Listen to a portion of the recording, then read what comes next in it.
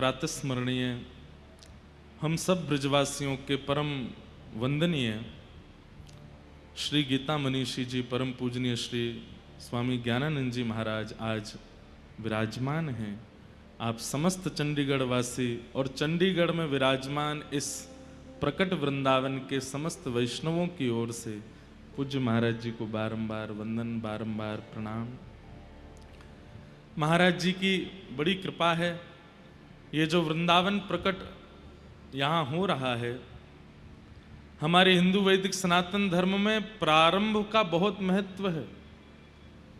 और प्रारंभ जिस घड़ी में हो, जिस अवसर में हो, जिस मुहूर्त में हो, जिसके द्वारा हो, उसका बड़ा महत्व है। अनादि काल तक चलने वाला वृंदावन प्रकट उत्सव गत वर्ष प्रारंभ हुआ और पूज्य महाराज जी ने ही दीप प्रज्वलन करके उसका प्रारंभ किया था। महाराज जी की कृपा से ही आप सब युवाजन, आप सब चंडीगढ़ और पंजाब के, हरियाणा के अलग अलग क्षेत्रों से आए सब लोग, आप सब लोग इस वृंदावन प्रकट उत्सव का सुख ले पा रहे हैं। इसमें बहुत बड़ी कृपा पूज्य महाराज जी की है। इसलिए हम महाराज जी को बारंबार प्रणाम करें। जिसका ऋण हो उसे अनेक प्रणाम भी किए जाते हैं। जब जब महाराज जी सन्मुख हों, हमें तो प्रणाम ही करना चाहिए कि आपकी कृपा से ही वृंदावन प्रकट उत्सव मन रहा है। ऐसे पूज्य महाराज जी पधारे। बाल्यकाल से ही महाराज जी का बहुत आशीष दास को प्राप्त हुआ।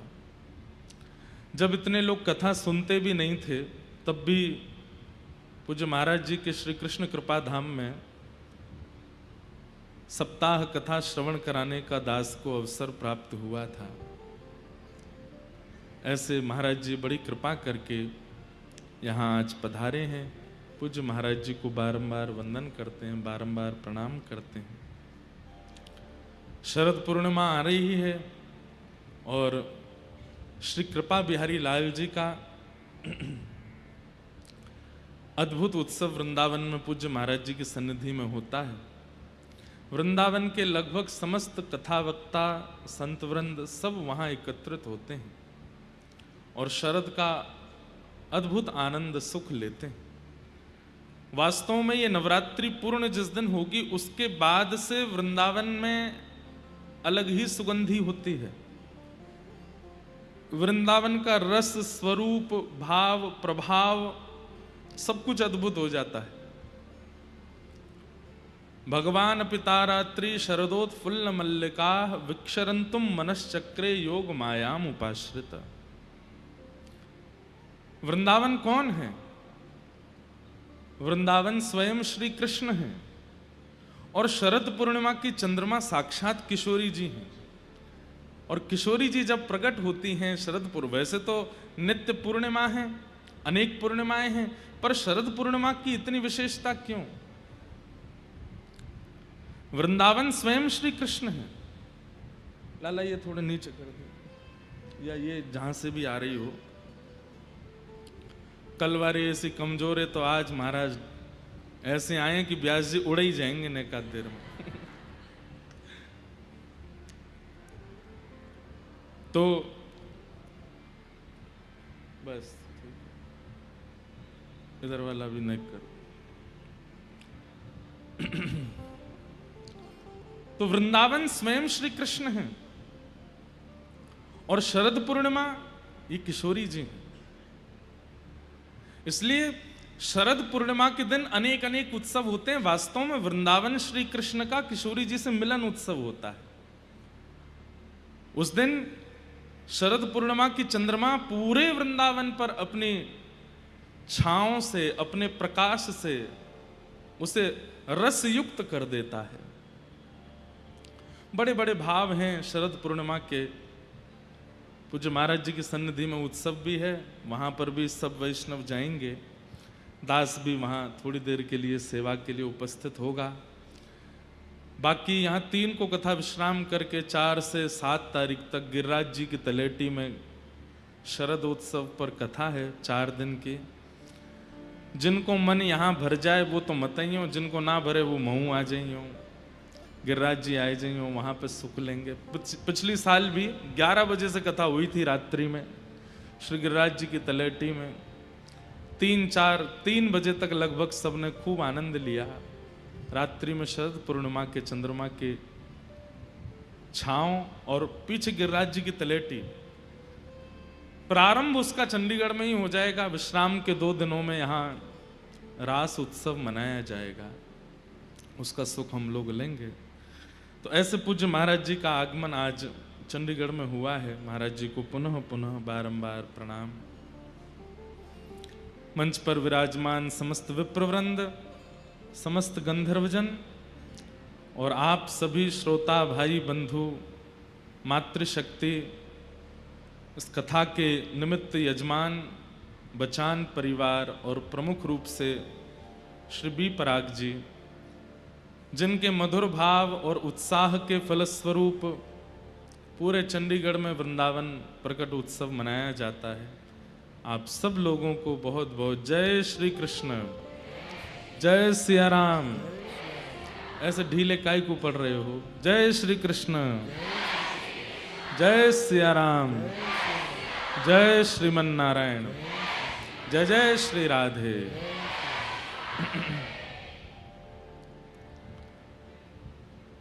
श्रीमद् भागवत और भागवत जी के साथ साथ भक्तिमती मीराबाई का चरित्र, महाराज जी दोनों प्रवाह चल रहे हैं।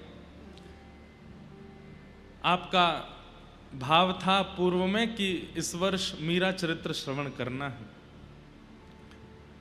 लेकिन दास को एक लोभ रहता है कि श्रीमद् भागवत जी कोई ग्रंथ नहीं है, कोई कथा नहीं है, कोई पोथी नहीं है, कोई शब्द नहीं है। श्रीमद् भागवत स्वयं श्री कृष्ण है और कृष्ण आश्रित होकर के यदि किसी भक्त का चरित्र कहा जाएगा तो वो भक्त चरित्र, वैसे भी भक्त चरित्र कहे जाएं तो उसका अपना एक प्रभाव लाभ सब है, परंतु कृष्णाश्रित होकर के जब भक्त चरित्र कहा जाए तो ठाकुर जी स्वयं भागवत जी के रूप में विराजमान होकर के कथा श्रवण कर रहे हैं। और जब मीराबाई का चरित्र यहां से कहा जाता है तो वो अवस्थित होगा, व्यवस्थित होगा, सुनने वालों के चित्त में वो परिवर्तन लाने की क्षमता रख पाएगा। इसलिए भागवत जी युक्त होकर के मीरा चरित्र हम लोग श्रवण कर रहे हैं। भक्तिमती मीराबाई का चरित्र अद्भुत है और आज का प्रसंग तो बहुत ही अद्भुत है। अद्भुत इसलिए है क्योंकि हमारे नेत्र सूखे पड़ चुके हैं, इनमें अश्रु तो कभी आते नहीं। शास्त्र आज्ञा करते हैं कि ठाकुर जी का दर्शन सूखे नेत्रों से नहीं करना चाहिए।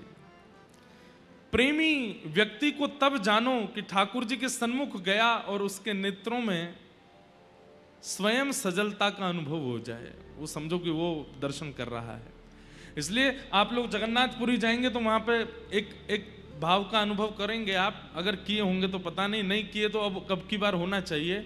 वहां के पंडा पुजारी क्या करते हैं, जब आप जगन्नाथ महाप्रभु का दर्शन करते हैं तो वो कपूर घिस के रखते हैं हाथों में, और जैसे आप उनके पास जाओगे ऐसे मीड़ करके आपके यहाँ नेत्रों के पास कपूर लगा देते हैं। उसके 2 भाव हैं। एक तो वो आरती जो होती है महाप्रभु जगन्नाथ जी की, तो आरती जिस में रखी जाती है वो नीचे कपूर का बना हुआ एक होता है, और या फिर आरती के बाद जो शेष कपूर बच जाता है उसका चूरा होता है, वो लोगों के नेत्रों से लगाते हैं, पवित्र हो जाएं आपके नेत्र। और उसका दूसरा भाव ये है कि भैया संसार की माया में, संसार के विषयों में इतने पड़ चुके हो कि ठाकुर के सन्मुख आके भी तुम्हारे नेत्र सजल नहीं हुए, तो भले ही स्वभाव से सजल ना हुए हों, कपूर लगा के इनको सजल कर लो ताकि जगन्नाथ जी को सूखे नेत्रों से ना देखो। बंधुओं, दर्शन की बड़ी विधा है। आप लोग जानकर के आश्चर्यचकित होंगे। हमारे कई आचार्यों ने ऐसा कहा कि ठाकुर जी को कभी भी पूर्ण खुले नेत्रों से नहीं देखना चाहिए, बिल्कुल स्पष्ट रूप से नहीं देखना चाहिए। जिनके चित्त में भाव है वो सुनो। अब ऐसे तो भाई कैसे भी करो दर्शन होना चाहिए, पर मूल रूप से बड़े बड़े नेत्र खोल करके और बिल्कुल अपलक नेत्रों से बिल्कुल इधर उधर नहीं कर रहे हैं, देखे ही जा रहे हैं ठाकुर जी को, ऐसे नहीं देखना चाहिए। क्यों? और विशेष रूप से वृंदावन चंद, वृंदावन के लाला को तो नहीं देखना चाहिए, बाकी जहां भी देखो। क्यों? यशोदा मैया जैसे ही दर्शन खुले ना, यशोदा मैया दर्शनार्थी नहीं देखती रहे, कोई सो नजर तो ना लगा रहा हूं मेरे लाला को।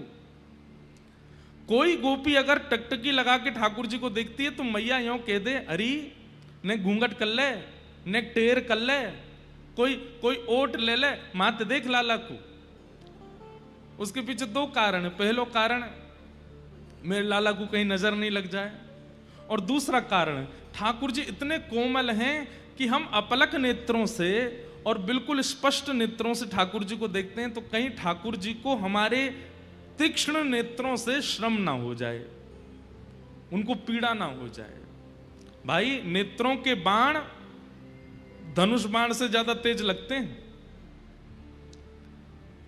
कोई व्यक्ति अगर आंख पूरी खोल करके और बिल्कुल क्रोध में भर के आपको देख ले, और क्रोध में ना भी देखे, पूरी आंख खोल करके देख दे, आप खुद डर जाओगे।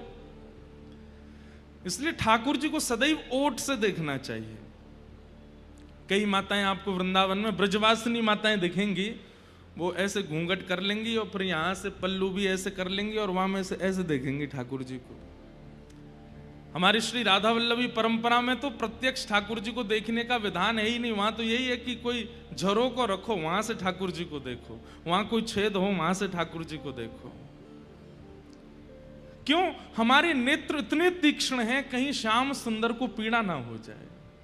सजल तो ये होते नहीं उनको देख के, इसलिए हमारे यहां ऐसी विधा है।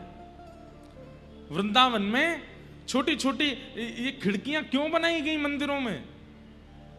अति प्रियतम मानने वाले ठाकुर जी को वहीं से दर्शन करते हैं ठाकुर जी का। कहीं हमारे नेत्रों के बाण ना लग जाएं ठाकुर जी को। भावयुक्तता। इसलिए जगन्नाथ महाप्रभु के सन्मुख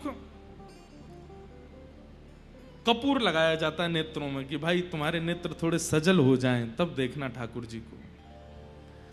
तो बाईसा का जो चरित्र है ना, उसमें हंसी नहीं है, उसमें विलास नहीं है, उसमें ज्यादा ज्ञान नहीं है, उसमें केवल प्रेम है।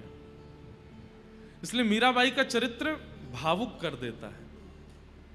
तो आज का चरित्र मार्मिक इसलिए है क्योंकि आज भावुक चरित्र है, बहुत भावुक चरित्र है।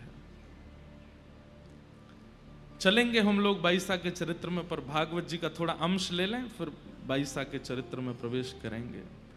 राजस्थान के लोग मीराबाई नहीं कहते, बाईसा बोलते हैं, बाईसा।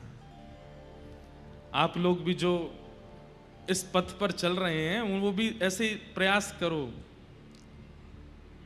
आचार्यों के भी स्पष्ट नाम ना बोलो, बाईसा कह करके बुलाओ। कल हम लोग मंगलाचरण श्रवण कर रहे थे भागवत जी का। आज प्रथम स्कंद में द्वितीय अध्याय में प्रवेश करें, कुछ चर्चा करते हुए फिर बाईसा के चरित्र को श्रवण करेंगे। सवै पुंसां परो धर्मो यतो भक्ते यदोक्षजे अहैतुक्य प्रतिहताययात्मा संप्रसीदति कि धर्मस्वनिष्ठितः पुंसां विश्वक्सेन कथासुयः नोत्पादयदधिरतिं श्रम् वही केवलम। बहुत अच्छी बात है। कल हम लोग धर्म और परम धर्म पर बात कर रहे थे। धर्म क्या है? खुद से प्रेम करना, यह धर्म है। धर्म क्या है? अपनों से प्रीति करना, संसार के नियमों से प्रीति करना, यह सब धर्म में आता है। बहुत सावधानी से सुनिएगा। पर परम धर्म क्या है? जिसने संसार प्रदान किया, जिसने अपने प्रदान किए, जिसने शरीर प्रदान किया, उस परमात्मा को प्रियतम मान करके भजन करना, ये परम धर्म है। और ये बात मैं नहीं कह रहा हूं, सूत जी महाराज भागवत में कहते हैं सवै पुंसां परो धर्मो, सभी प्राणी मात्र का एक ही परम धर्म है। क्या? यतो भक्तिर अदोक्षजे, अधोक्षज भगवान की भक्ति। और कैसी भक्ति? बोले अहैतुक्य प्रतिहता, अहैतुकी भक्ति। अहैतुकी मतलब प्रेम लक्षणा भक्ति। किसी ने मुझे आज प्रश्न किया है कि भक्ति के सूत्र बताइए। 3 सूत्र हैं, विश्वास, संबंध और समर्पण। भक्ति के 3 सूत्र हैं। सबसे पहला, भरोसो दृढ़ चरणन के रो, भरोसो दृढ़ चरणन के, श्री वल्लभ नख चंद्र छटा बिन, श्री वल्लभ। इधर देखिए, कथा सुनो। सब जग माही अंधेरो, भरोसो दृढ़ चरणन के। पूज्य महाराज जी को पुनः पुनः प्रणाम।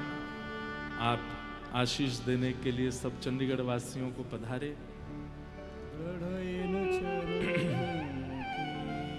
भक्ति का पहला सूत्र क्या है? क्या है? मैं जोड़ते बोल दे, विश्वास, भरोसा। और विश्वास का मतलब क्या होता है? चाहे जीवन में जैसी परिस्थिति आ जाए, ठाकुर जी के ऊपर प्रश्न ना उठना, ठाकुर जी से कभी शिकायत ना करना, यह विश्वासी व्यक्ति का लक्षण है। बंधुओं, प्रेम का एक स्वरूप होता है। इधर देखिएगा कि सहा गया, और जब प्रेमी सामने आया तो उसको बताया ना। एक होता है कि पूरे दिन सहा, पति गए थे काम पे और पूरे दिन पत्नी ने सहा, जो भी सहा, चाहे रसोई में काम करते करते कुछ सहा, सासू माँ से सहा, पड़ोसी से सहा, बच्चों से सहा, जो भी सहा। शाम को जब पति घर लौट करके आए तो सब बता दिया, रसोई में ऐसा हो गया, माँ ने ऐसा किया, बच्चे ऐसे कर रहे थे, ये हो गया, सुबह से तो ये हो गया, ये हो गया। ठीक है, हम आप सब लोगों के ये स्वभाव में आ चुका है कि हम पूरे दिन जो घटना घटती है उसको इकट्ठी करते जाते हैं और फिर अपना अति प्रेमी मिलता है तो सब बता देते हैं। पर आप जान करके हैरान होंगे, ये प्रेम का स्वरूप नहीं है। प्रेम का स्वरूप क्या है? सहा गया, लेकिन जब प्रेमी आए तो मन में विचार किया, 2 घड़ी के लिए आया है, अब क्या बता करके और समय गवा दूं? नहीं बताया, नहीं कहा, बस सह लिया। ये प्रेम है। 100 वर्ष बाद ठाकुर जी मिले थे किशोरी जी से कुरुक्षेत्र में। 100 वर्ष बाद ठाकुर जी द्वार पर खड़े हैं, भीतर नहीं जा रहे शिविर में। पता है कि यहां किशोरी जी बैठी हैं। और क्यों नहीं जा रहे हैं? ठाकुर जी को यह है कि कितनी शिकायतें होंगी मुझसे, कितने अपराध मैंने किए हैं, परसों की कह के गया, बरसों तक नहीं आया, आज 100 साल बाद किशोरी जी के सामने किस मुंह से जाऊंगा मैं? लेकिन तभी किशोरी जी कहती हैं, अरे ललिता, ये जो ब्यार हवा की चल रही है ना, या ब्यार में मोकू कन्हैया की सुगंधी आ रही है, नेक देखियो द्वार पे कहीं कृष्ण तो नहीं है। और द्वार जाकर के जैसे देखा तो ठाकुर जी खड़े थे कोने में। जैसे ही ठाकुर जी देखे, शिकायतें तो बहुत थी, कहना तो बहुत था, लेकिन भूल गए, उठ करके तुरंत गई। और 100 वर्ष पहले की श्री किशोरी जी की प्रीति में और 100 वर्ष के विरह के बाद के आज के किशोरी जी की प्रीति में तनिक अंतर नहीं है। तुरंत हाथ पकड़ करके आओ श्याम सुंदर, बस हाँ नेत्र नहीं मिला पा रही हैं, लेकर के आई, बैठाया। ललिता विशाखा से बोली, स्वरूप नेक रूखो रूखो लग रहा है, नेक श्रृंगार पेटी लेके आइयो। और श्रृंगार पेटी लेकर के ठाकुर जी का श्याम सुंदर का श्रृंगार कर रही है किशोरी जी। यहाँ पत्रावली बना रही, क्योंकि अब द्वारिकाधीश बन गया, पत्रावली तो करते नहीं ठाकुर जी, पत्रावली बना रही हैं। मुकुट पे मोर पिच्छ धारण कर रही हैं, घुंघराले केशों को समेट करके सुंदर यहाँ पर एक जूड़ा जैसा बना रही हैं, पीतांबरी पहना रही हैं, इत्र लगा रही हैं, यहाँ पर कुछ जावक के चिन्ह बना रही हैं और कह रही हैं, हे श्याम सुंदर। ठाकुर जी कहना चाह रहे हैं, श्री जी मुकुट क्षमा। बोले शांत रहो, ये सब बात मत करो, किस बात की क्षमा मांग रहे हो आप? मैंने 100 वर्ष का विरह दिया आपको, 100 वर्ष तक नहीं आया मैं। किशोरी जी बोली, श्याम सुंदर, वास्तव में 100 वर्ष का अंतराल निकल गया, मैं भूल गई थी। जैसे ही आप सन्मुख आए तो ऐसा लगा कि मथुरा जाने से ठीक एक दिन पहले जो हमारी वार्ता हुई थी वो कल ही हुई थी, और उसके बाद आज आ गए हो। बीच का ये समय कहां चला गया मुझे नहीं पता। अब उसकी चिंता मत करो, उसकी चर्चा मत करो, रास करो। और किशोरी जी के साथ रास किया, इसे कहते हैं प्रेम। हम में ऐसा प्रेम नहीं है। कथा में आया प्रिय व्यक्ति, कथा के बाद तुरंत फोन कर देता, यजमान को मेरी बैठने की व्यवस्था नहीं थी, मुझे उठा दिया गया, मेरे लिए यूं हो गया, मेरे पास वैलिड नहीं किए गए, मुझे बाहर निकाल दिया। शिकायतें कितनी है हमारी। प्रेम तो वो जानो जहां व्यक्ति सहले और प्रेमी से कभी शिकायत ना करे, वो प्रेम। मीराबाई भी ऐसी, बहुत सहा मीराबाई ने। कहते हैं भक्तिमती मीराबाई जब थोड़ी थोड़ी सयानी होने लगी, बड़ी होने लगी, तो मीराबाई के ब्याह की चर्चा होने लगी। और एक और कारण था ब्याह की चर्चा का। आप सब लोग इधर देखो, बस कथा सुनो, कहीं मत देख। अब इसके बाद नहीं बोलूंगा मैं, बस ये अंतिम है। अब इसके बाद देखोगे तो देखो, पर आप हमें बैठ देख के सुनो कथा। मीराबाई की आयु बढ़ रही है ब्याह के लिए, इसलिए चर्चा कम हो रही है, इसलिए चर्चा ज्यादा हो रही है क्योंकि 24 घंटा कुछ करती ही नहीं है। अब तो पद रचना करना शुरू कर दिया। अब तो पूरे दिन बैठ करके केवल गाती रहती हैं, गाती रहती हैं।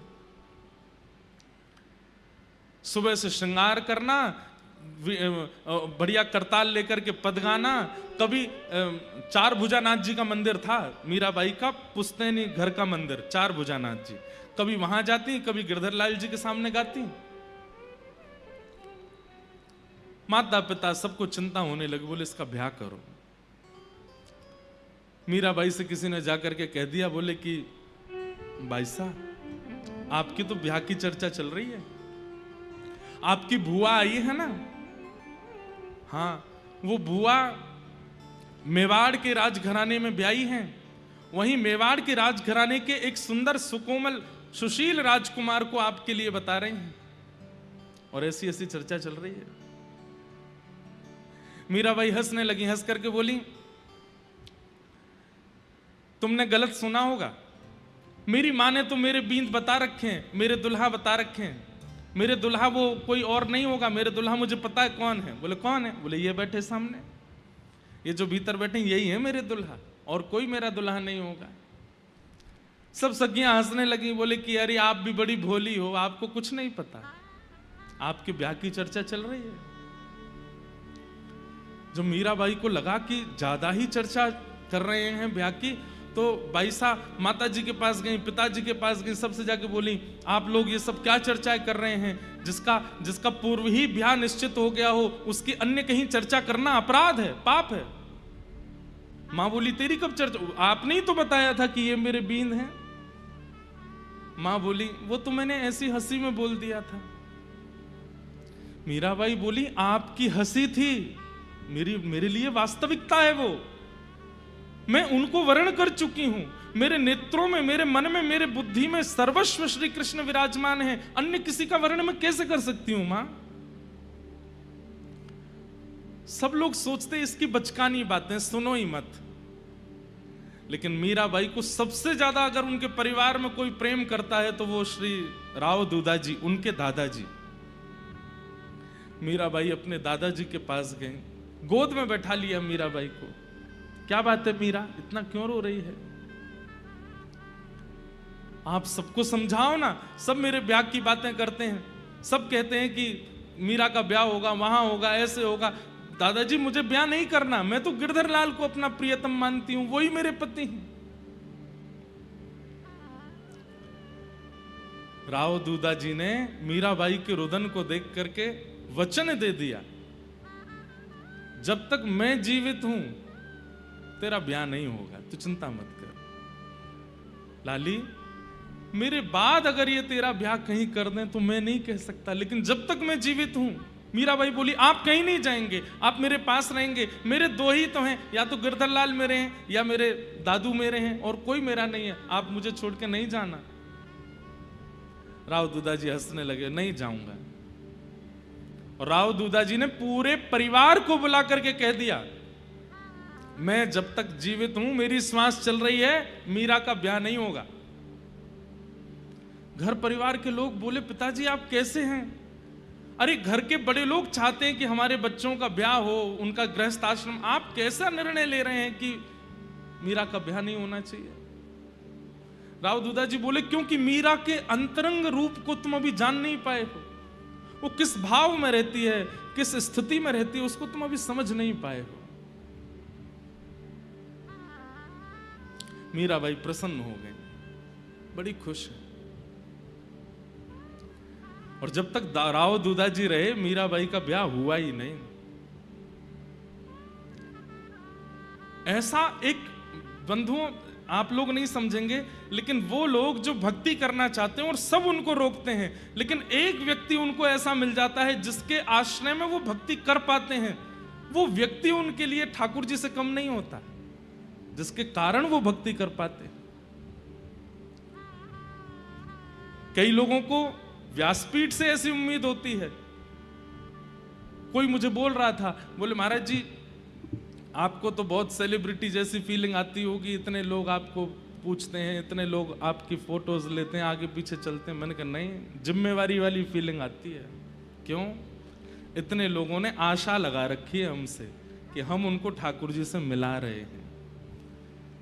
हमारी एक भी गतिविधि, हमारी एक भी इच्छा, हमारी एक भी स्थिति उनके चित्त का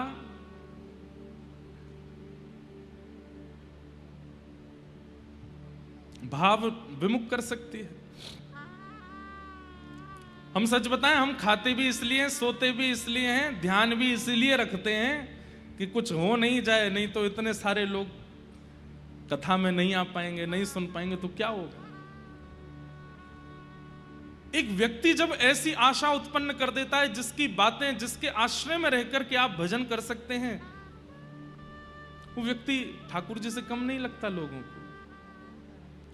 आज हमारे वृंदावन के पूज्य श्री प्रेमानंद जी महाराज हैं। आज संत तो अनेक हैं वृंदावन में, और अनेक संतों के मार्गदर्शन से अनेक लोग ठाकुर जी की प्राप्ति कर रहे हैं।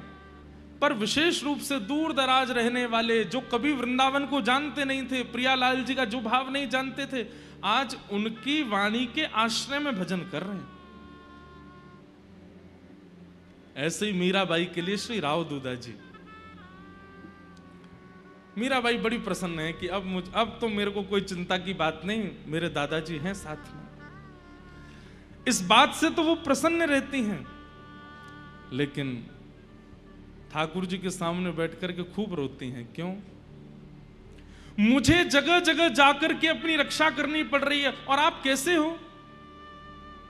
आपकी होने वाली गृहिणी की कहीं और चर्चा चल रही है ब्याह की, और आप बैठे हुए हो। अरे कोई सामान्य संसार का जीव होता और उसका ब्याह पक्का हो गया होता, और उसकी गृहिणी की कहीं और चर्चा होती, वो लड़ लेता, पूरे परिवार के सामने आके खड़ा हो जाता, और आप पूरे दिन ऐसे खड़े रहो। अरे क्यों नहीं आते हो? आकर के क्यों नहीं सबको बताते हो?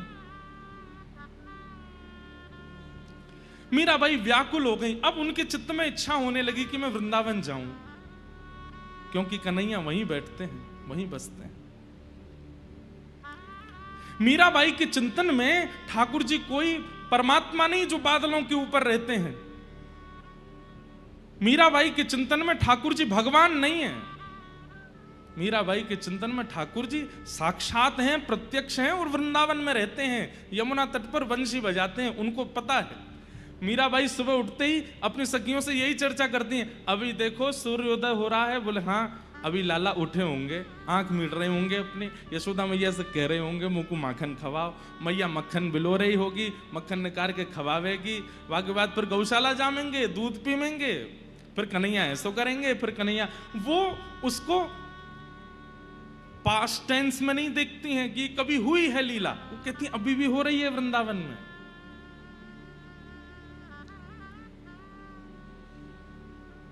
एक संत आए हैं मेड़ता में, मीराबाई चरणों में प्रणाम करते हुए कहती हैं मुझे वृंदावन जाना है, पर मेरी अवस्था इतनी बड़ी नहीं कि मैं वृंदावन जा सकूं, आप कुछ कृपा करो, मैं क्या करूं जिससे मेरा वृंदावन जाने का भाव पूर्ण हो। संत बोले वृंदावन तो ठाकुर जी श्री जी बुलाएंगे तो ही जा सकें। बोले मैं रोज तो कहती हूं पर मुझे बुला नहीं रहे हैं। तब उस संत ने एक युक्ति बताई, बोले मीरा तुम पत्र लिखा करो और पत्र लिख करके वृंदावन जाने वाले, तुम्हारे यहां इतने संत आते हैं, कोई ना कोई वृंदावन जाता है, उनके हाथ अपना पत्र भिजवा दिया करो, वृंदावन तुम्हारा पत्र पहुंच जाएगा। आहा, मीराबाई तुरंत पहुंच गई अपने ठाकुर जी के सामने और पत्र लिख रही हैं ठाकुर जी को। आज तक कभी पत्र नहीं लिखा है, केवल बात की है, लेकिन पहली बार पत्र लिख रही हैं मीराबाई। और जैसे ही पत्र लिखने के लिए बैठी हैं, एक के बाद एक खाली पन्नों को फाड़ती जा रही हैं, बस थोड़ी स्याही चलती है उसके बाद फाड़ देती हैं। किसी ने पूछा इतने पत्र क्यों फाड़ रही हो, कुछ लिखती तो होने। तब किसी ने, मीराबाई ने किसी से कहा सामने बैठ के देख तो मेरी अवस्था। और सामने बैठ करके एक सखी देख रही है, तो मीराबाई की अवस्था क्या, वो जैसे ही पत्र लिखने के लिए कलम उठाती हैं हाथ कांपने लगते हैं, नेत्रों से अश्रुपात होने लगता है, पूरा शरीर कंपायमान होने लगता है। यह भी प्रेम का स्वरूप है बंधुओं, कि अपने प्रियतम को चित्त में कितना प्रेम है ये बताने का प्रयास तो कर रहे हैं पर बता नहीं पा रहे हैं। मैं कहा करता हूं कि कोई व्यक्ति अगर आपके सामने ये बोल देता है कि मैं तुमसे इसलिए प्रेम करता हूं या मेरे प्रेम का कारण ये है, तो वो प्रेम नहीं है। प्रेम का कारण कभी बता ही ना पावे, कभी बोल ही ना पावे, बस उसके मुख को देख के पता चल जाए वो प्रेम है। बहुत मेरे को इतना प्रिय लगता है ये पद कि मैं बहुत कम गाता हूं कथाओं में, लेकिन मुझे ये सबसे प्रिय पद है मीराबाई का। पत्तियां मैं कैसे लिखूं, लिखी ही न जाए, पत्तियां मैं कैसे लिखूं, लिखी ही न जाए, पत्तियां मैं कैसे लिखूं, लिखी ही न जाए, पत्तियां मैं कैसे लिखूं, लिखी क्यों? कलम धरत मेरो कर कांपत है, कलम धरत मेरो कर कांपत है, कलम धरत मेरो कर कांपत है, कलम धरत मेरो कर कांपत है। जैसे तैसे कुछ लिख भी देती हूं तो नैन रहे हैं झराए, नैन रहे हैं झराए, पत्तियां मैं कैसे लिखूं, लिखी ही न जाए, पत्तियां मैं कैसे लिखूं, लिखी ही। तो संत ने आकर के कहा पत्र नहीं दे सकती तो एक काम करो, मैं बैठ जाता हूं तुम्हारे सामने, तुम्हारे हृदय में जो जो भाव है मुझे कह के बता दो, मैं सुन करके वृंदावन बिहारी जी के पास जाऊंगा तो जाके बता दूंगा उनको। मीराबाई कहती बात कहूं तो कहत न आवे, बात कहूं तो कहत न आवे, बात कहूं तो कहत नावे, बात कहूँ तो कहत नावे। क्यों? जियरा रयो है डराए, जियरा रयो है डराए। पतियाँ मैं कैसे लिखूं, लिखी ही न जाए। पतियाँ मैं कैसे लिखूं, लिखी ही न तो फिर संत बोले अब मीरा तू ही बता मैं क्या करूं। तू लिख करके दे नहीं रही है, मुझे बात कुछ बता नहीं रही, तो मैं चलता हूं वृंदावन। नहीं नहीं रुकिए ना, आप अभी रुक जाइए ना, उनको कुछ तो बता दीजिए मेरे बारे में, मेरा कोई तो भाव उन तक पहुंचा दीजिए। संत बोले तू ही बता क्या भाव पहुंचाऊं। तो मीराबाई कहती हैं, कितनी सुंदर बात, विपत हमारी देख तुम चाले, विपत हमारी देख तुम चलाए। विपत हमारी देख तुम चाले, विपत हमारी देख तुम चलाए। मेरी स्थिति, मेरी अवस्था, मेरी परिस्थिति आपने देख ली है। मेरी स्थिति, अवस्था, परिस्थिति क्या है ये आपको दिख गया है। बोले हाँ, अब कहियो हरि जो जाए, कहियो हरि जो जाए। मेरी अवस्था जाकर के आप बता देना ना, आपको सब तो पता है, आपने देख ही लिया है कि मैं कैसे रहती हूं, क्या मेरी स्थिति, क्या मेरी परिस्थिति, सब बता देना उनको। संत बोले ठीक है मैं बता दूंगा। तो रोक लेती मीरा, सुनिए सुनिए, ये मत बताना कि मैं बहुत रोती हूं, ये मत बताना कि मैं पूरे दिन काली मां मुख पे लगा के कृष्ण बनी घूमती हूं। मीराबाई कैसे घूमती हैं पता है? जैसे मीराबाई को पता चलता है कि उस जगह मेरी ब्याह की चर्चा कर रहे हैं सब परिवार के लोग बैठ के, तो ठाकुर जी के चरणों में काजल लगा करके अपने पूरे मुख पे काजल लगा लेती हैं, और काजल के ऊपर चंदन की ऐसी टिप्पी टिप्पी धर के और बिल्कुल कारी कारी सी बन करके मीराबाई घूमने लगती हैं। और घूमते हुए अपने परिवार वालों के पास जाके कहती हैं, देख लो मैं तो ऐसे ही रहूंगी ससुराल में, करा दो कहीं और ब्याह, जैसे मेरे श्याम सुंदर वैसी मैं हूं। घर परिवार के लोग कहते हैं अरे मीरा पागल हो गई है तू। मीराबाई आज उन संत से कह रही हैं, ये मत बताना कि मैं बहुत रोती हूं, कहीं ये पता चला कि मैं बहुत रोती हूं तो कहीं मुझे वर्ण करने में संकोच हो गया तो। ये मत बताना कि मैं ऐसे काजल लगा के बावड़ी बनी घूमती हूं। मेरी परिस्थिति बताना ही मत, कुछ मत कहना आप, तो तू ही बता मीरा, पत्र तुझे देना नहीं है, बताना कुछ है नहीं है, तेरी परिस्थिति देख करके मैं बता दूं वो भी तुझे स्वीकार नहीं है, क्या कहूं फिर। मीरा के प्रभु गिरधर नागर, मीरा के प्रभु गिरधर नागर। एक बात कह देना बस, मैं जैसी हूं, मेरी परिस्थिति जैसी है वो मुझ तक ही रहने दो, उनको मत बताना। बस उनसे एक बात कह देना मेरे हृदय की, क्या? मीरा के प्रभु गिरधर नागर, मीरा के प्रभु गिरधर नागर। चरण कमल रखाए, चरण कमल रखाए। वो बस मुझे अपने चरणों में रख ले। मेरी परिस्थिति, मेरी अवस्था, मेरी व्यवस्था, मेरा स्वभाव कुछ मत बताना उनको, मेरा विरह कुछ मत बताना। छोटे लाला हैं, डर जाएंगे वो, इतनी व्याकुल मेरी स्थिति है, ये सब आप उनको जाके बताएंगे वो चिंता करेंगे, मत बताइएगा उनको कुछ। बस एक बात कह देना, क्या?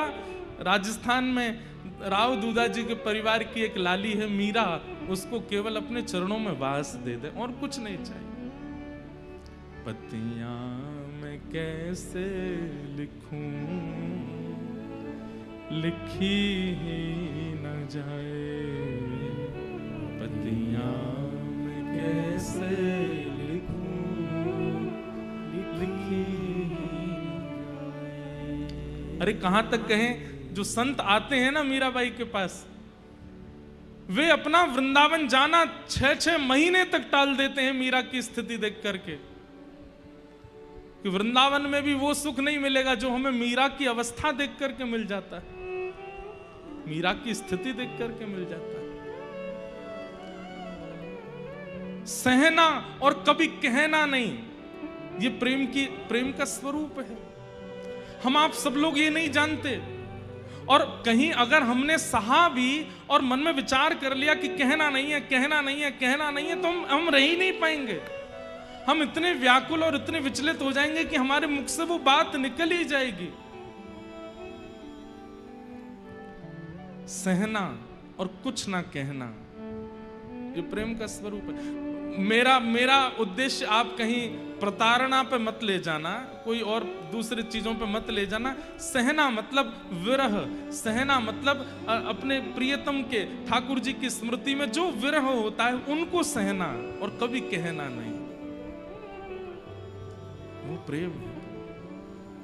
मीराबाई का ऐसा प्रेम। मीरा के प्रभु गिरधर नाथ, मीरा के प्रभु गिरधर नागर, चरण कमल रखाए,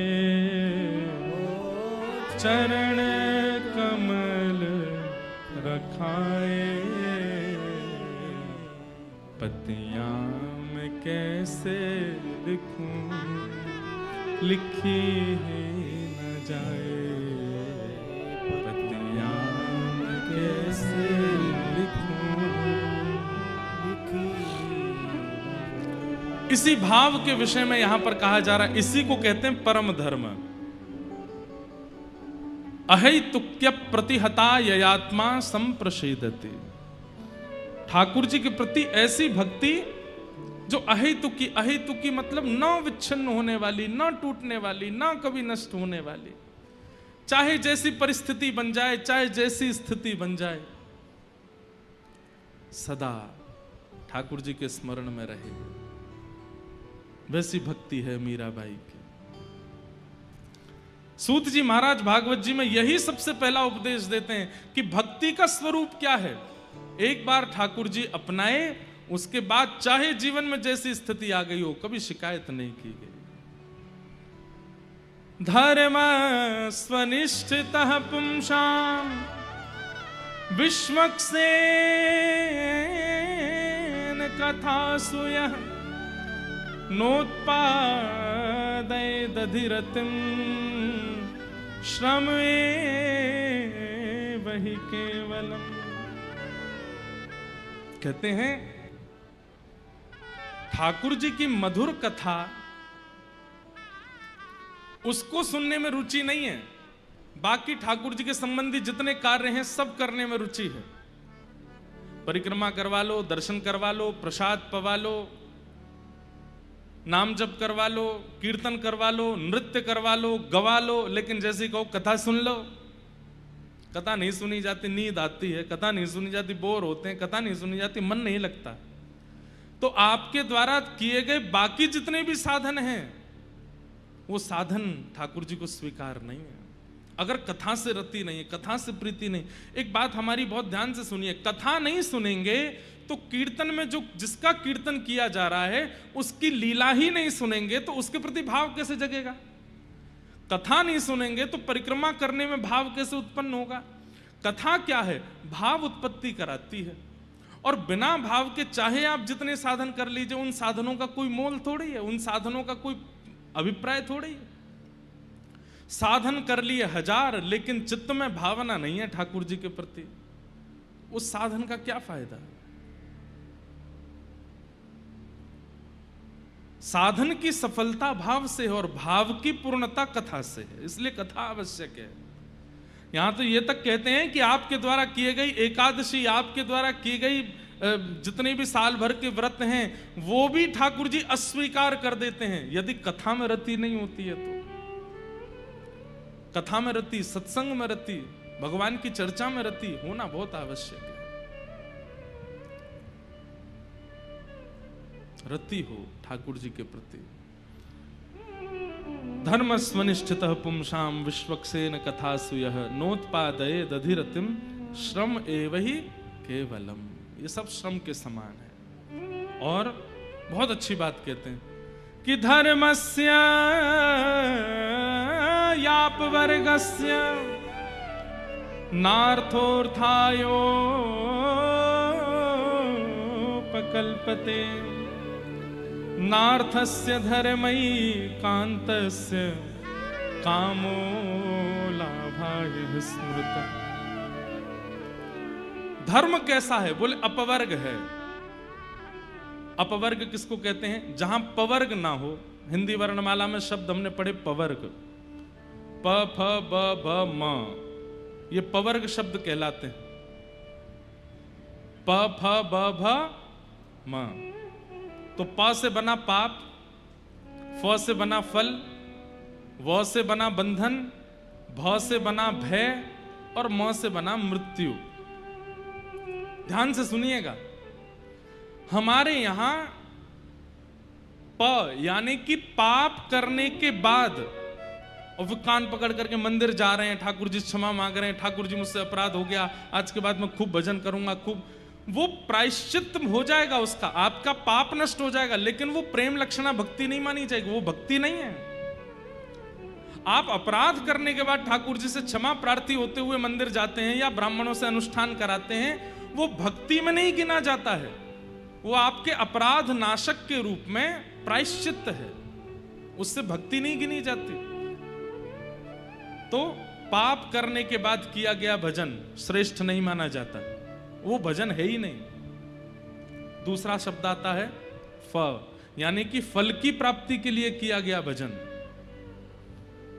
नवरात्रि चल रही है, कई लोगों के 9 दिन के व्रत चल रहे हैं, बिल्कुल फलाहार पा रहे हैं, एक समय फलाहार पा रहे हैं, लेकिन 9 दिन बाद देवी मैया के जब सामने अंतिम प्रणाम किया तो उसमें फल मांग लिया कि हे मैया, इन 9 दिनों में हमसे प्रसन्न होकर के आप हमको फलानी फलानी वस्तु दे देना। क्या होगा? वो 9 दिन का जो व्रत है वो फल प्रदान कर देगा, वो भक्ति नहीं माना जाएगा, क्योंकि आपने फल की कामना से व्रत किया। तो पाप, फल, प फ ब, ब यानी कि बंधन युक्त या बंधन मुक्त होने के लिए किया गया भजन। वैसे तो जीवन भर कभी भगवान भजे नहीं, लेकिन अपने किसी मन चाहे से ब्याह करना है, चले गए मंदिर में, पंडित जी आज ही करवाओ, अभी मुहूर्त निकालो, हमारे काल सर्प दोष का निवारण करो, मांगलिक का निवारण करो, ये कर दो, वो कर दो। मतलब किसी को अपनाने के लिए आपको धर्म याद आ जाता है। ऐसा धर्म भी धर्म नहीं माना जाता। पाप, फल, बंधन, प फ ब और फिर 5 चौथा आता है भ। भ यानी भय से किया गया भजन। डर लग रहा है, रात में लाइट चली गई, सब इन्वेटर भी बंद हो गया, भूत पिशाच निकट नहीं आवे, महावीर जब नाम सुनावे, ना से रोग हरे सब पीरा, जपत निरंतर हनुमत वीरा, जय जय जय हनुमान गोसाई कृपा करो गुरुदेव की नाई।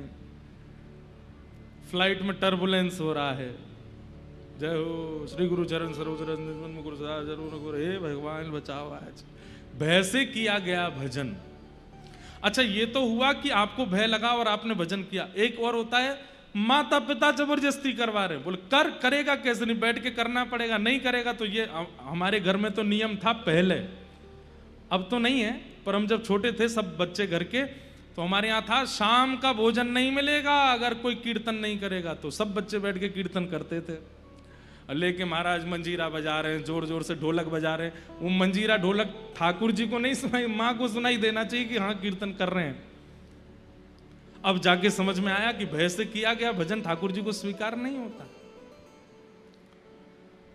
तो प फ ब भ, पाप, फल, बंधन, भय, और अंतिम शब्द आया मां, यानी कि मृत्यु। मृत्यु समीप आने पर भगवान का भजन, या फिर कई बार ऐसा होता है कि हमारे घर का कोई व्यक्ति मरणासन अवस्था में है और फिर हम उसके लिए पाठ करा रहे हैं, ब्राह्मण जी बैठा रहे हैं, ये करवा रहे हैं, वो करवा रहे हैं, अनुष्ठान करवा रहे हैं, उसके सामने राधा राधा मंत्र चला दिया, चलता रहे, सुनता रहे, सुनता रहे। क्यों? प्राण निकलने वाले हैं, कुछ ही दिन बचे हैं। उस समय पर किया गया भजन भी मुक्ति दे देगा, लेकिन वो भजन भक्ति, प्रेम भक्ति में स्वीकार नहीं किया जाता। इसलिए यहां अधिकतर जितने भी बैठे हैं वो सब प्रेम लक्षणा भक्ति के उपासक हैं। आपसे हमारी प्रार्थना, पाप, फल, बंधन, भय और मृत्यु, इन 5 कारणों से कभी ठाकुर जी का नाम मत लीजिएगा। पाप हो गया, आप ठाकुर जी से कहो नाथ पाप मैंने किया है, इसका मुझे प्रायश्चित नहीं, इसका जो फल हो मैं भोगूंगा, मुझे दीजिए। ये प्रेम लक्षणा भक्ति करने वाले का स्वभाव है। बंधन मिले तो अच्छा, नहीं मिले तो कोई बात नहीं, ठाकुर जी आपने कोई बढ़िया सोच के रखा होगा, उससे प्रार्थना नहीं करते। कई बहनें तो बेचारी मनपसंद जो जिसको वो प्रेम करती हैं उसको पाने के लिए ही शंकर जी पे दूध चढ़ाती रहती हैं, इसको दिलाओ। मिल जाए तो अच्छा, नहीं मिले तो नाथ आप जैसी इच्छा, आप जैसा प्रयास करेंगे, हमारी कोई आपसे अर्जी नहीं है। ये प्रेमी भक्त का लक्षण होता है। पाप, बंधन, भय, भय से कभी भजन नहीं करेगा, भय लगने पर कभी भगवत स्मरण नहीं, भय लगने पर उसकी निवृत्ति ढूंढ लेगा, लेकिन ठाकुर जी का नाम उच्चार, अब वो बात अलग है कि हमारे स्वभाव में आ चुका है तो हम कर लेते हैं, भय से भजन नहीं। प फ ब, फल की प्राप्ति के लिए भजन नहीं। चाहे दुनिया की कैसी भी वस्तु हो, मेरे भाग्य में होगी तो मुझे मिलेगी, मैं उसके लिए यत्न नहीं करूंगा, मेहनत करूंगा, परिश्रम करूंगा, दिन रात एक करके कमाई करूंगा, सब करूंगा, पर उसके लिए ठाकुर जी से प्रार्थना नहीं करूंगा, हे बिहारी जी हमें ये दे दो, हे बिहारी जी हमें ये दे दो। हमने अपनी कथा में फल प्रदान करने वाले भजन गाने बंद कर दिए। फल मांगना ही नहीं है ठाकुर जी से। ठाकुर जी आपके सामने खड़े हैं, यही एक फल है, आपके पूर्व जन्म के कर्मों का फल है कि आप उनके सामने खड़े हो, आप उनका नाम उच्चारण कर रहे हो। उसके बाद उनसे फल क्या मांगना? फल से तो रस मांगा जाता है। सामने खड़े हैं, उस रस का आस्वादन करें। और मां यानी कि मृत्यु, मृत्यु से भयभीत होकर के भजन नहीं। हमारा भजन कैसा है? हमारा भजन तो मीराबाई का एक पद है, मैं तो गोविंद रा गुण गासूं, राणा जी रूठे तो मने काय करसी, मैं तो गोविंद रा गुण गासूं, राणा जी रूठे तो मने काय। चरित्र के अनुसार तो ये पद कल आना चाहिए जब मीराबाई का ब्याह हो जाएगा उसके बाद, लेकिन अभी प्रसंग आया है। भाई साहब मानो प्रेरणा दे रही हैं कि यही भाव गाओ। मीराबाई कह रही हैं, अरे ये राजा रूठ जाएगा, राणा जी रूठ जाएंगे, मेरे ससुराल के रूठ जाएंगे मेरे भजन करने से, इसलिए मैं भजन करना छोड़ दूं ना। ये रूठे तो रूठे रहे, वो नहीं रूठना चाहिए। गाती है मीराबाई, मैं तो गोविंद रा गुण गासूं, राणा जी रूठे तो मने काय करसी, मैं तो गोविंद रा गुण गासूं, राणा जी रूठे तो मने काय करसी। ओ मैं तो गोविंद रा गुण गासूं, राणा जी रूठे तो मने काय करसी, मैं तो गोविंद रा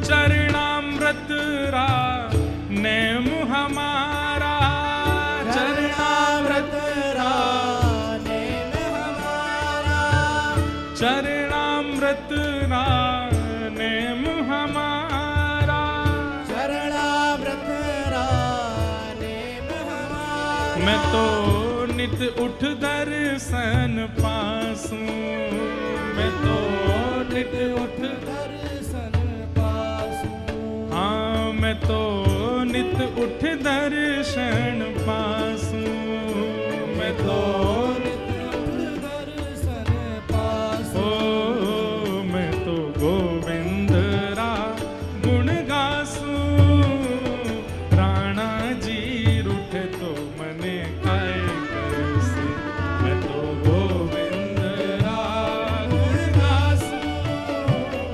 राणा जी रूठे तो मने काय। गोविंद बोलो हरि गोपाल बोलो, गोविंद बोलो हरि गोपाल बोलो। गोविंद बोलो हरि गोपाल बोलो। गोविंद बोलो हरि गोपाल बोलो। श्री राधा रमण हरि गोविंद बोलो, राधा रमण हरि गोविंद बोलो। प्यारे राधा रमण हरि गोविंद बोलो। राधा रमण हरि गोविंद बोलो। ओ मैं तो गोविंद रा गुण गासूं, राणा जी रूठे तो मने काय करसे, मैं तो गोविंद रा। राणा जी प्यारे गिरधर लाल की,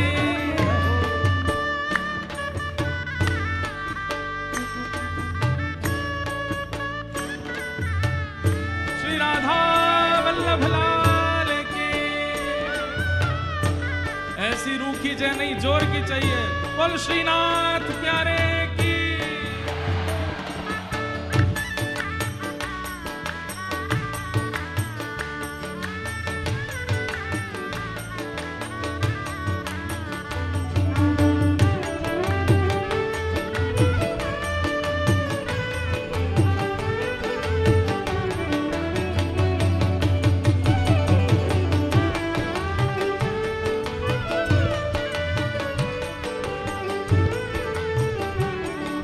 अरे ये 4-5 लोगों के रूठने की वजह से मैं भजन करना छोड़ दूं, और वो जगत नियंता जगदाधार मुझसे रूठ गया तो ये रूठेंगे तो घर से निकाल देंगे, वो रूठ गया तो ब्रह्मांड से निकाल के मैं जाऊंगी कहां।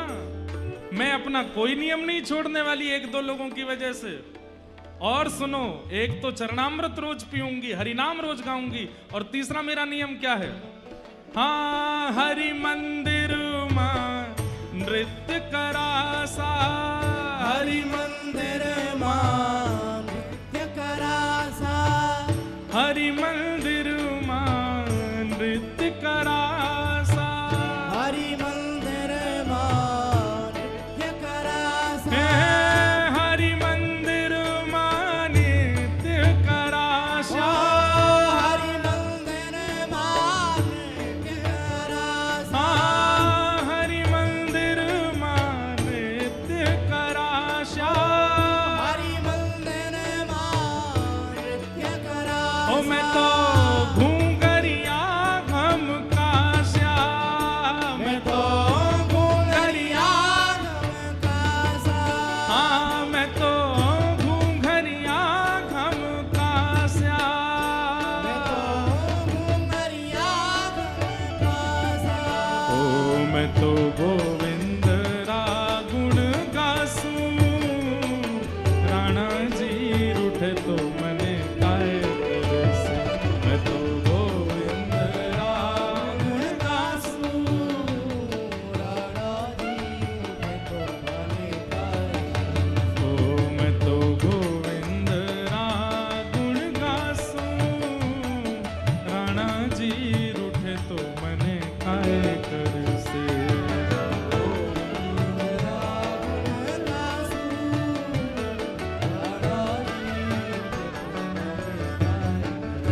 मीराबाई की ननद बोलती है, तू भजन करना नहीं छोड़ेगी, तुझे भोजन नहीं मिलेगा, तुझे सोने को नहीं मिलेगा, तुझे कोई भी सुख समृद्धि नहीं मिलेगी। मीराबाई बोली, मत दो। क्यों? राम नाम का जहाज चला श्याम, राम नाम का जहाज चला श्याम। नाम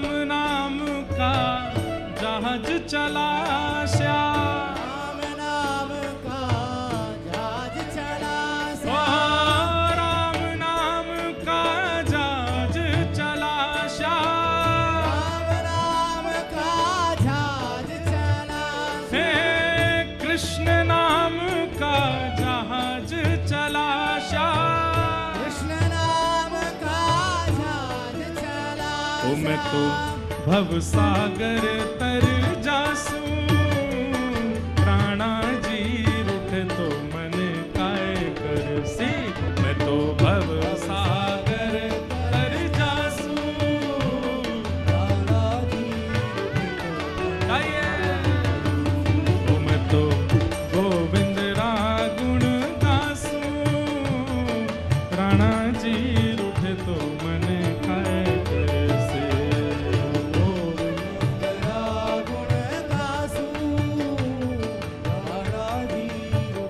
भक्त वत्सल भगवान की।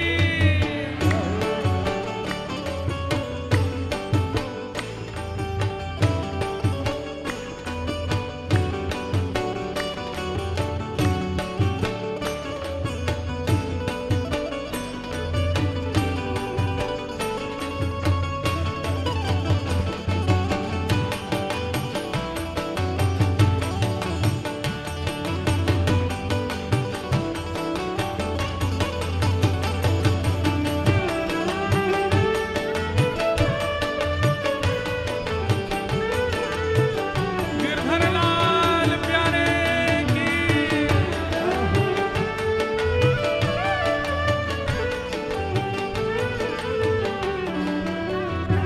और ओहो यह संसार बाढ़ का कांटा, यह संसार,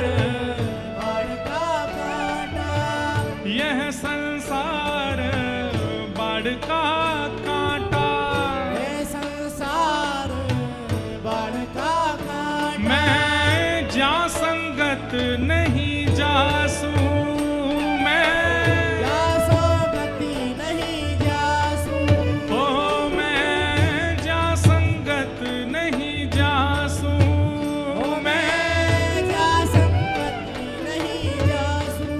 ओ मीरा के प्रभु गिरधर नागर, मीरा के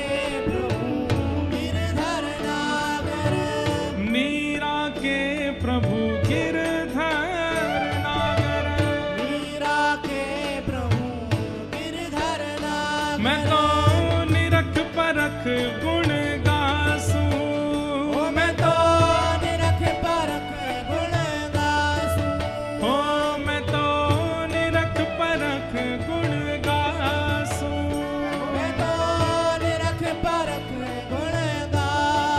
हे गोविंद मेरो है, गोपाल मेरो है, हाँ गोविंद मेरो है, गोपाल मेरो है, हे गोविंद मेरो है, गोपाल मेरो है। हे गोविंद। भैया मीराबाई से एक चीज सीख लो, कितनी निडर है मीराबाई, उनको किसी का डर नहीं है। बोले चाहे जो कर लो ठाकुर जी को नहीं छोड़ूंगी। क्यों? गोविंद मेरो है, गोपाल मेरो है, गोविंद मेरो है, गोपाल मेरो है, गोविंद मेरो है, गोपाल मेरो है, गोविंद मेरो है, गोपाल मेरो है। हे मेरा गिरधर लाल बिहारी मेरो है, मेरा गिरधर लाल बिहारी मेरो है, हे मेरा गिरधर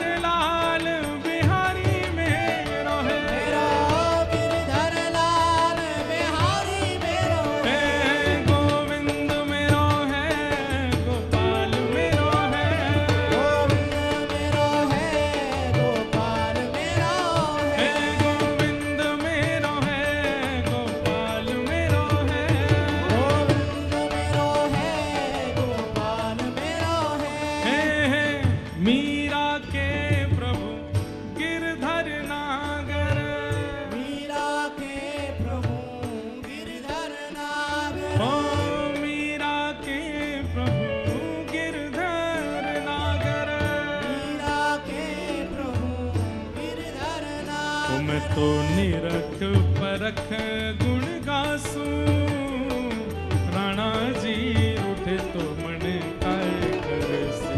मैं तो निरख परख गुण गासू, राणा जी रूठे तो मन काय। मैं तो गोविंद रा गुण गासू, राणा जी रूठे तो मन काय करे से। गोविंद रा गुण गासू, राणा जी आइए तो मन। हे राधे राधे गोविंद गोविंद राधे, राधे राधे गोविंद गोविंद राधे। श्री राधे राधे गोविंद गोविंद राधे। राधे राधे गोविंद गोविंद राधे। हरि गोविंद राधे गोपाल राधे, राधे गोपाल हे हरि गोविंद राधे गोपाल राधे। गोविंद राधे गोपाल हे भजो राधे राधे गोविंद गोविंद राधे, राधे गोविंद गोविंद राधे। भजो राधे राधे गोविंद गोविंद राधे। राधे राधे गोविंद गोविंद राधे। हे राधे राधे गोविंद गोविंद राधे।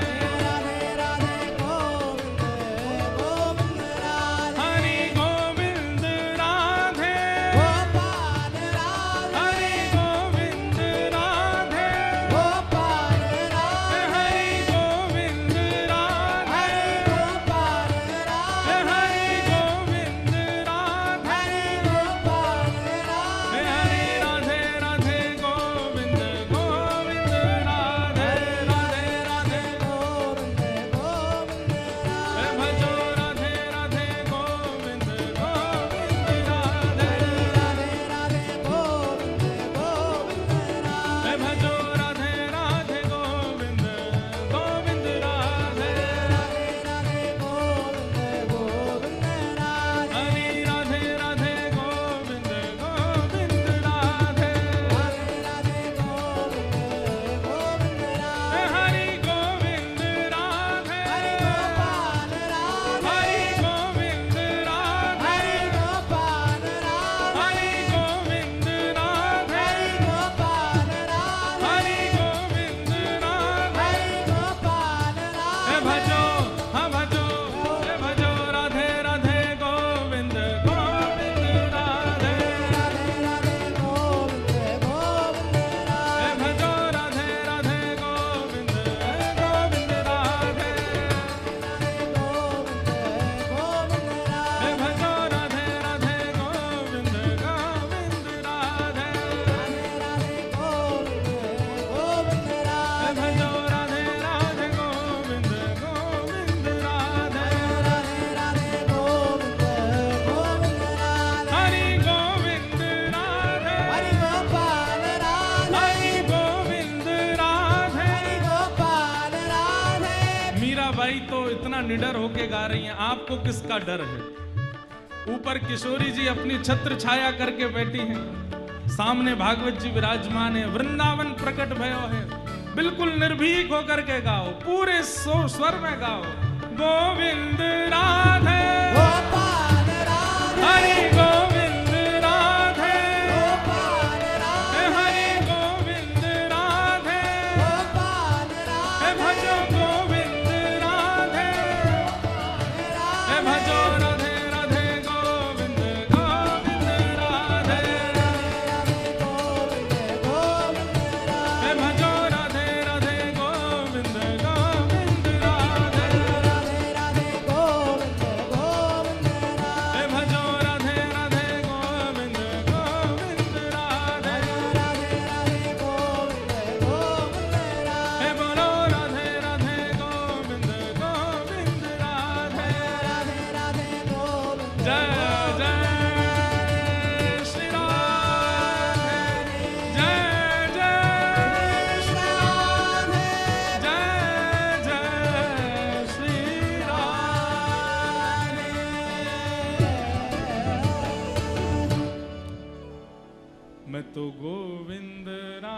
गुण गासूं, राणा जी रूठे तो मने काय करसी।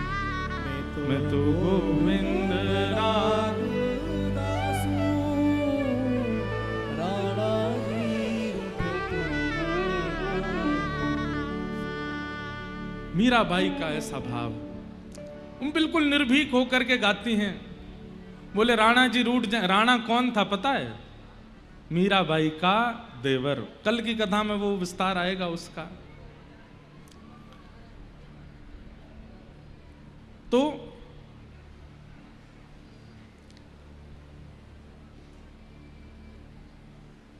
धर्म, पाप, फल, बंधन, भय और मृत्यु के कारण से नहीं करना चाहिए। हम कम से कम हम लोगों को, हम प्रेम लक्षणा भक्ति के उपासक हैं, हम ठाकुर जी से प्रेम करते हैं, हमारी कोई इच्छा नहीं है उनसे। हमारी भक्ति तो कम से कम ऐसी हो कि हम इन पंच भावों से ठाकुर जी का भजन ना करें। हाँ, इतना कह सकते हैं कि जैसे फल की प्राप्ति में कई लोगों को संतान की कामना होती है, कई लोगों को उज्जवल भविष्य की कामना होती है। हर कामना के पीछे उद्देश्य ठाकुर जी हों। संतान ऐसी मिले जो वृंदावन से प्रेम करने वाली हो, ऐसे हमें पति मिले जो वृंदावन ले जाने वाले हों, ऐसी पत्नी मिले जो ठाकुर जी का भजन कराने वाली हो। इस कामना से अगर फल की कामना भी की जाए तो वो फल गलत नहीं है, वो भी उचित है। इस भाव से फल की कामना की जा सकती है। मीराबाई प्रेम से ठाकुर जी की सेवा करती हैं। आज जन्माष्टमी आ रही है बंधुओं। पहली बार मीराबाई को ठाकुर जी का दर्शन कब हुआ? सुनो, हर साल मीराबाई पूरे कल मैंने बताया था ना कि मीराबाई के ठाकुर जी जहां विराजते थे उसका स्थान का नाम क्या था? श्याम कुंज। श्याम कुंज में मीराबाई विराजमान रहती और मीराबाई के श्याम कुंज में प्यारे गिरधर लाल जी आनंद सो विराजते। श्री राधा रमण लाल की जय। परमानंद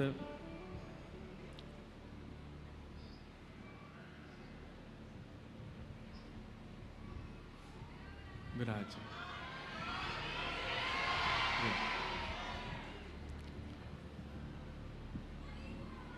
जय।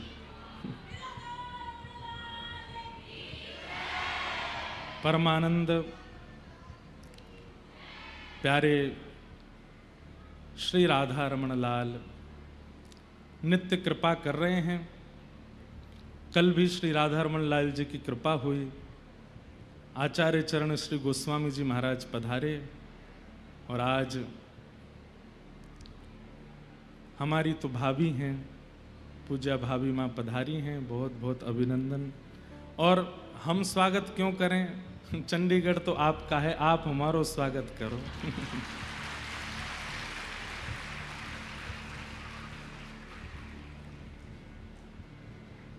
और विशेष रूप से तो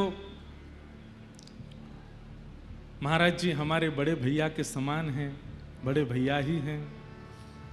तो भैया की ससुराल के संग संग छोटे वारी इनकी ससुराल है जाए।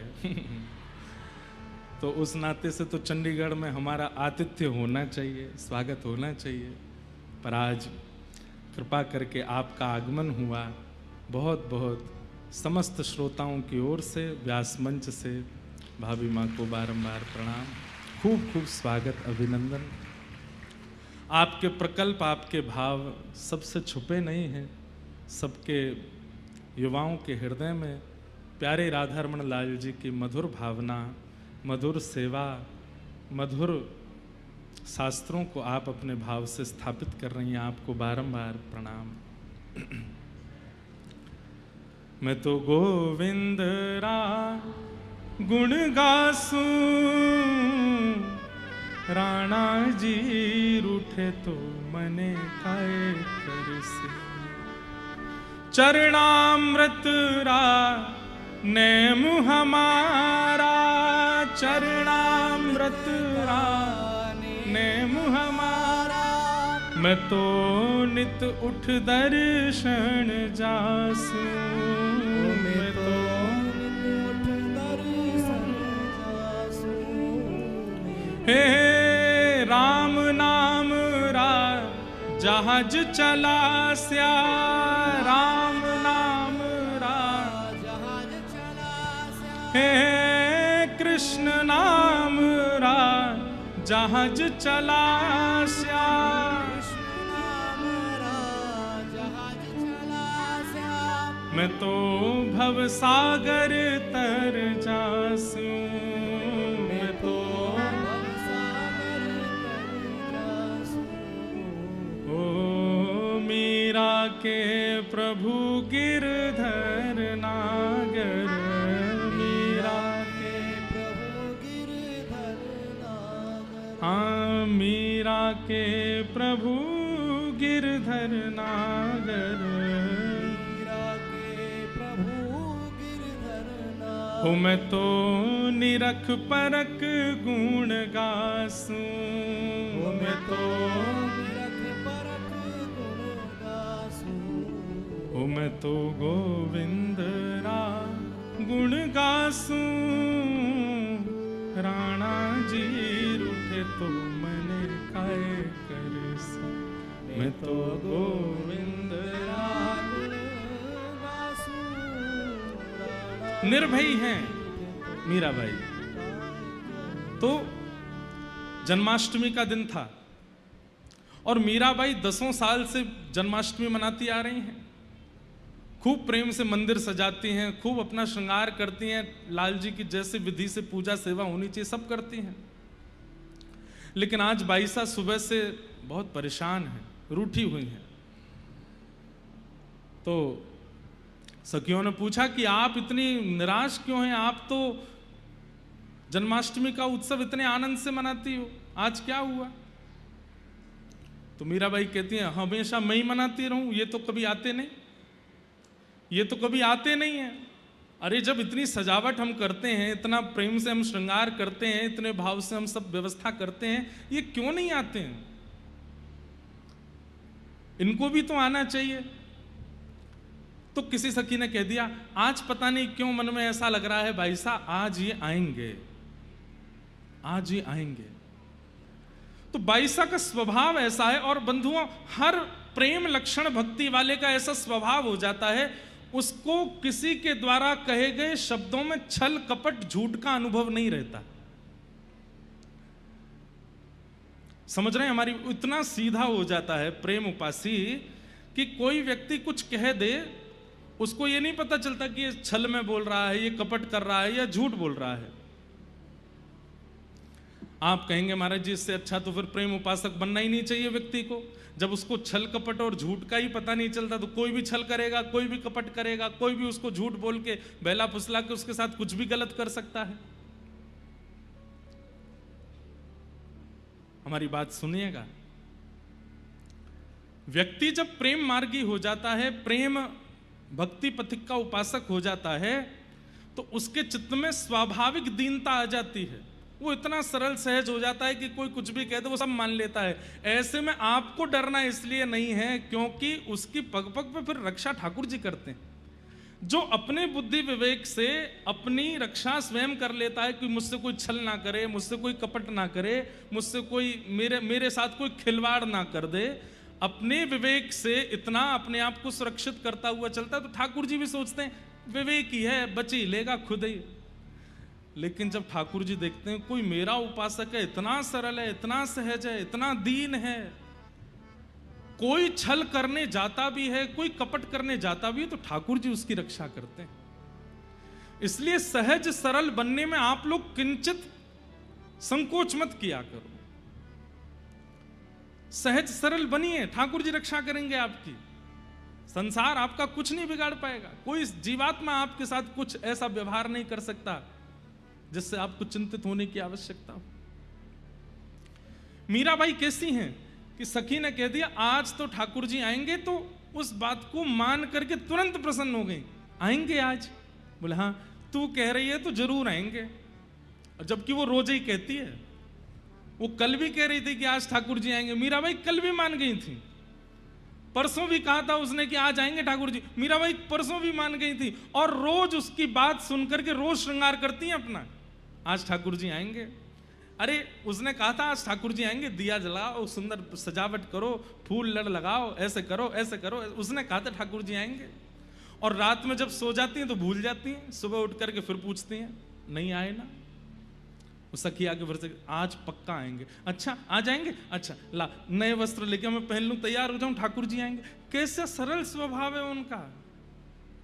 वो ये भी नहीं कहती कि तूने कल झूठ बोला, कल भी कहा था कि आएंगे लेकिन कल तो नहीं आए थे। प्रेम लक्षण भक्ति वाले का स्वभाव हो जाता है कि उसके स्वभाव व्यवहार में अत्यंत सरलताशीलता आ जाती है।